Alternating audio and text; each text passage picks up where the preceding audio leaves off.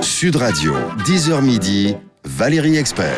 Avec vous sur Sud Radio jusqu'à midi et le vendredi, les livres avec Gérard Collard. Bonjour Gérard. Bonjour, vous pourriez faire DJ avec les petits Pourquoi boutons, Avec les les machins, petits j'adore. boutons, Ouais, je tourne, ça ouais. vous va bien. Je suis moderne. Ouais. Alors, vous avez lu quoi cette semaine, Gérard? Alors, on va commencer par... vous vous souvenez, il était paru Le Lambeau, qui était un livre absolument terrifiant. Ouais. Enfin, De Philippe absolument... Lançon, qui a été blessé dans l'attentat de Charlie Charlie Hebdo, qui raconte... qui vient de paraître en poche. Si vous ne l'avez pas lu, lisez-le, c'est indispensable. C'est un livre qui était quelque chose absolument...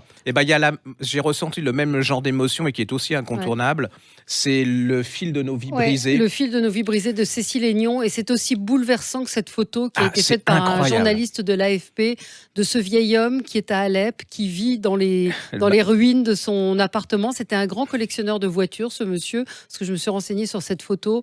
Ça résume exactement le livre. Donc, la journaliste, elle l'a recueilli. Alors, Alep, c'était la route de la soie, la capitale économique de la Syrie. Des gens, c'était le multiculturalisme, c'est-à-dire qu'il y avait les gens de tous horizons qui étaient très ouverts sur le monde, incroyable, très belle, en plus magnifique. Et puis arrive, il y a le fameux dictateur qui est là. Ils n'en peuvent plus, ils font la révolution, ils croient que la révolution va solutionner leurs problèmes. C'est pas du tout ça. En plus, vient s'intégrer là-dedans, ça gérer les intégristes musulmans, Daesh et tout. La ville est divisée en deux, ils sont bombardés, c'est une horreur. Mais là, elle a recueilli des textes et des témoignages absolument incroyables. Alors vous avez ce sont des portraits, c'est presque un roman en fait. Parce que mais c'est comme un roman. C'est le roman d'une ville et d'une vie et de vie. Oui, mais en plus c'est pompeux, mais c'est vraiment le roman d'une ville et de vie. Et alors, il raconte Aleph avant, c'est-à-dire avec tous leurs espoirs, les rencontres, cette culture qui est partout, cette joie de vivre. Et puis il raconte après, c'est-à-dire le désespoir, la fuite, la violence, la terreur. Mais ce que c'est quand même extraordinaire, c'est qu'il y a encore de l'espoir. C'est-à-dire que malgré tout ce qu'ils ont subi, ils arrivent, ils se disent on va recommencer, la vie va recommencer, rien n'est jamais terminé. Et moi, je suis pas ressorti. Alors, c'est comme Le Lambeau, je suis pas ressorti anéanti parce que je trouve que ces gens, ils vous donnent une sorte de peps. Puis vous êtes ému parce que les témoignages sont absolument incroyables. C'est pas des magots, c'est pas voyeurs. Et si vraiment vous avez été touché par le Lambeau, vous serez absolument touché par ce bouquin. Parce qu'il y a un côté de profonde humanité, c'est d'une profonde humanité. Ces gens sont parce qu'on retrace la vie de ces gens qui racontent leur vie. Comment ils ont vécu dans cette ville magnifique qui était Alep. Ce sont des gens qui nous ressemblent. Oui. C'est-à-dire que quand ils nous racontent ça pourrait être notre grand-père, notre fils, notre père, nos enfants, le voisin d'à côté. Et là, on voit leur vie complètement exploser. Mais alors, c'est terrible de dire ça, mais je trouve ce livre beau. C'est-à-dire, c'est très beau, oui, sur l'humain. C'est vraiment. Sur l'humain, et puis, c'est un résumé, un condensé de tout ce que la vie humaine a de terrible et de magnifique. Allez-y, parce que je sais qu'il y a beaucoup de gens qui ont peur. Cette espèce d'accrochement à la vie, l'instinct de vie. Et allez-y, parce que quand moi, à la boutique, c'est vrai que c'est un peu compliqué à vendre, parce que l'ambiance en ce moment étant telle ce qu'elle est, les gens pas. Allez-y, c'est magnifique. Franchement. Oui, vraiment. Ça s'appelle Le fil de nos vies brisées. C'est aux éditions Anne Carrière et l'auteur, c'est Cécile Aignon. Elle est journaliste au Monde et c'est vraiment un remarquable travail qu'elle a fait. C'est un peu le traumatisme des attentats de Charlie Hebdo multiplié par des milliers de personnes. Ouais. C'est quand même incroyable. Non, allez-y. Je vous dis, c'est comme la couverture. Parce qu'il y a des choses qui sont totalement surréalistes, des événements, des vies. Vraiment, c'est comme cette photo magnifique. On va parler de femmes un petit peu. Ce petit livre chez Marabule, Un clou dans le bec, Maxime Poiseau et Emmanuelle Terrasse. Alors, Emmanuelle Terrasse, elle est illustratrice et Maxime Poiseau, il est comédien, metteur en scène. Et alors, en fait, c'est un dessin qui a fait le tour d'Internet où c'était un couple qui déjeune ou qui dîne, qui sont attablés et la femme dit à l'homme, voilà, j'ai été réglée à 12 ans, ménopausée à 53, 41 années de règles douloureuses. Lorsque j'ai accouché de Catherine, les forceps m'ont causé une déchirure de 13 cm. Pour François, la césarienne en urgence. Enfin bref, elle raconte toute sa vie. Et elle dit, alors Victor, votre problème de prostate, comme vous le dites si bien, je m'en bats les couilles avec des raquettes en bois. Et en fait, ce petit livre, ce sont des choses entendues. Il y a de la part de femmes sur des situations qu'elles ont vécues. C'est pas du tout c'est très drôle. Il y a une fille qui se retrouve dans la rue face à deux racailles. Elle dit donc si je vous donne mon 06 je suis une salope, si je ne le donne pas, je suis une pute, mon cœur balance. Ça, c'est Nelly de Villeurbanne qui raconte ça. Il y a plein de situations dans les bureaux, de situations dans lesquelles les femmes vont vraiment se retrouver. Voilà. Donc, Un clou dans le bec, la BD qui libère la parole des femmes, c'est chez Marabule. C'est aussi joyeux que la couverture. Maxime Poiseau et Emmanuel Terrasse. C'est très sympa. Très sympa, 10 €. Vous pouvez l'offrir, vous allez dîner plutôt que d'offrir des fleurs, c'est périssable, des bonbons, c'est plein de sucre et c'est pas bien. Il faut l'offrir au mari. Oui, il faut l'offrir au mari. Mais aux femmes aussi, ça va les faire marrer. Moi, ça m'a fait marrer. Je l'ai pris, j'ai commencé à regarder. C'est très drôle, c'est bien vu.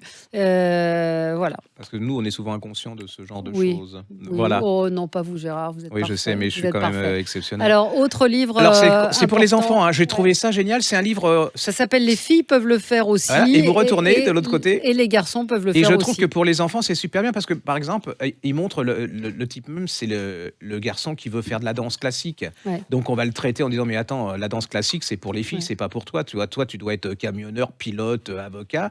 Et il y a plein d'exemples comme ça. Par exemple, lui, s'il aime jouer à la poupée, on lui dit, mais c'est quoi? C'est une catastrophe. Enfin, le père, il vient terroriser en disant, mais pourquoi tu joues à la poupée? Puis de l'autre côté, la fille, elle n'a pas envie forcément de lire La Comtesse de Ségur ou des trucs à l'eau de rose. Elle a peut-être envie de lire des polars. Elle a envie de construire des baraques, des cabanes dans les arbres. Voilà, elle peut être pompier, pilote. Mais ce qui est bien, c'est que c'est les deux en même temps. Ils disent, tu peux t'habiller en rose avec des jolis vêtements pailletés qui brillent comme le soleil en été, ou en bleu, en noir et en gris, avec dessus des dinosaures et des Ouistiti. Tout est permis. C'est que les deux sont possibles. C'est absolument possible. On n'est pas obligé de choisir. Tu peux aimer les costumes de pirate pour combattre avec ton épée les mers déchaînées, ou préférer te déguiser en princesse.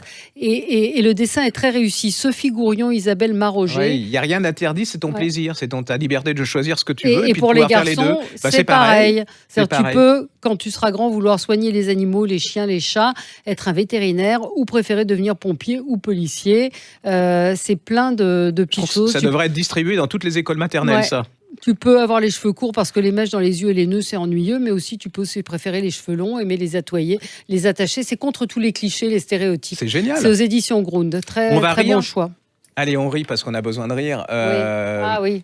Nicolas Robin. Alors lui, il avait écrit, Roland est mort. Alors, on commence, professionnel. Le professionnel, c'est pas le professionnel. Roland est mort, Nicolas Robin. Alors ça, c'était un petit bijou, c'était un premier roman. C'est l'histoire de ce caniche. Il hérite du caniche d'une dame qui est morte, et là, ça va de la catastrophe. Toute sa vie va changer. En fait, c'est son voisin qui meurt, et il se retrouve à hériter du chien dont personne ne veut. Ça commence. Et alors l'autre à côté. Donc ça, c'est un petit poche qui ne coûte pas cher du tout. Et alors là, Nicolas Robin, c'est une parenthèse de plaisir et de bonheur, ce livre. Si vous avez vu, il pleut, il fait pas beau le week-end, c'est terrible. Là, alors c'est une histoire d'une hôtesse de l'air. Ça s'appelle Ma folie passagère. Ouais, chez Anne Carrière aussi. Elle s'appelle Bérangère. Moi, je t'ai toujours trouvé ce truc un peu neuneux, Bérangère, mais bon, il paraît que ça se porte. Oui, ben voilà. Pas plus que Gérard. Et donc, Gérard, bon. Alors, on va passer. Alors, Bérangère, elle est classique, un peu hôtesse de l'air vintage, la quarantaine, avec le chignon. Elle se fait larguer. Là, elle vient de se faire larguer par une vendeuse.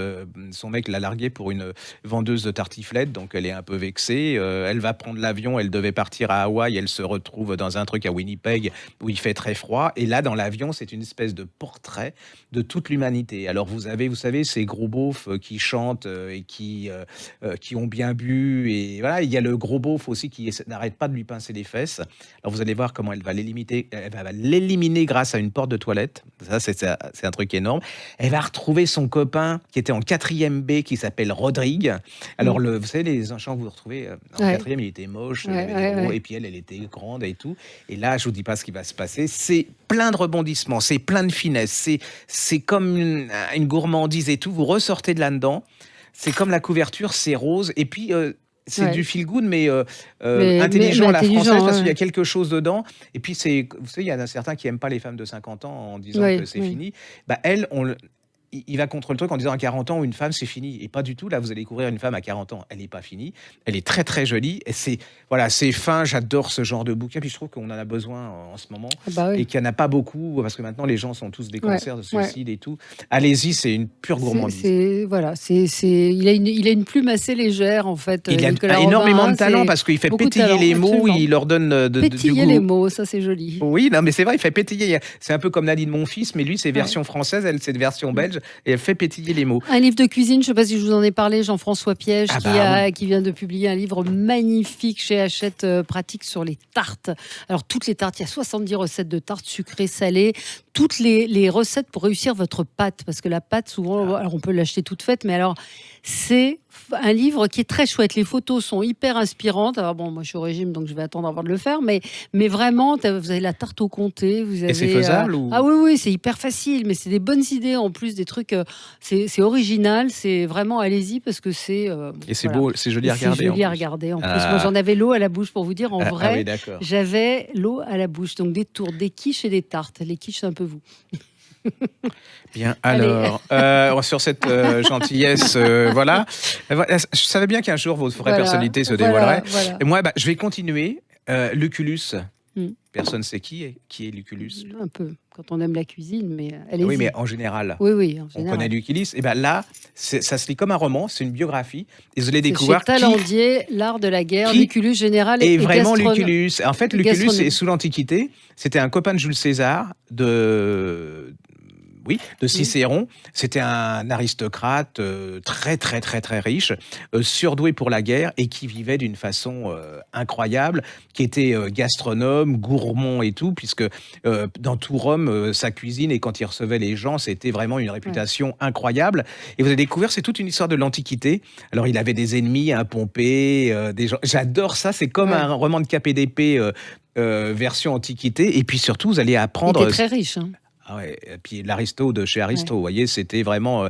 il n'était pas très aimé des soldats parce qu'apparemment, il était un peu dédaigneux, voyez-vous. Mais alors, par contre, il était tellement riche, il pouvait se permettre plein de choses. C'est une vraie découverte, hein, parce que moi, Lucullus, à part... oui, mais vous avez raison de le dire. Le resto qu'on appelait Lucullus, aux saveurs de Lucullus. Rien du tout. Et en fait, c'est un véritable d'histoire. Et puis, vous pourrez ressortir dans le prochain dîner que vous allez faire. Au fait, Lucullus, vous connaissez. Voilà, je crois qu'il est mort il est né en 54 et il est mort en moins 16 avant Jésus-Christ. Et c'est vrai que c'est ce que dit la 4e de couverture. Ça a donné son nom à des mets et à de la nourriture industrielle. Ben oui, il n'y a pas de... j'ai envie de le lire. Voilà. Et en plus, c'est super bien écrit. Hein. C'est vraiment, vous êtes dedans. Le gars, c'est un garçon. Oui. Yann Le Bohec, Lucullus général c'est un joli cadeau. Gastronome. Vous me le ferez ? Oui, je vais vous le faire. Après toutes les gentillesses que vous m'avez faites, je ne peux pas faire autrement. Merci beaucoup, Gérard. Allez, on se retrouve, nous, dans un instant. Merci pour toutes ces suggestions. Il y en a pour tout le monde. Du poche, du sympa. Tout est sympa, tout est bien. Merci à vous. À tout de suite sur Sud Radio.